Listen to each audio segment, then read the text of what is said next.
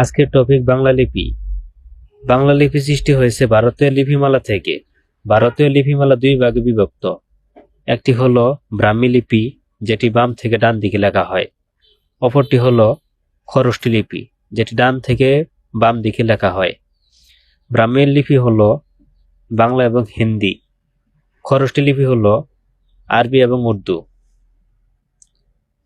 মূলত ব্রাহ্মী লিপি থেকে বাংলা লিপির উদ্ভব হয়েছে।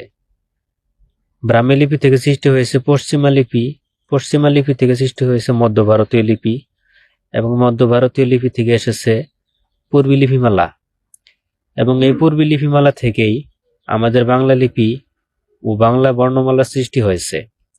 বাংলা লিপি সম্পর্কে কিছু তথ্য। বাংলা লিপি উদ্ভব হয় ব্রাহ্মী লিপি থেকে। বাংলা লিপির আধুনিক রূপ দেন পঞ্চানন কর্মকার। বাংলা লিপির গঠন কার্য শুরু হয় পাল যুগ থেকে। পরবর্তী অংশ, বাংলা বর্ণমালা। বাংলা বর্ণমালা সম্পর্কে কিছু তথ্য। বাংলা বর্ণমালার উদ্ভব হয় ব্রাহ্মী লিপি থেকে।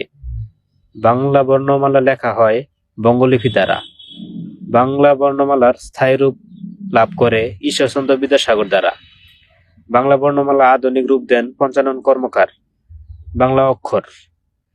বাংলা অক্ষরে আধুনিক রূপ দেন পঞ্চানন কর্মকার। বাংলা অক্ষরের প্রথম নকশা তৈরি করেন চার্লস উইলকিন্স। বর্ণমালায় মোট বর্ণ 50টি, স্বরবর্ণ 11টি এবং ব্যঞ্জনবর্ণ 39টি।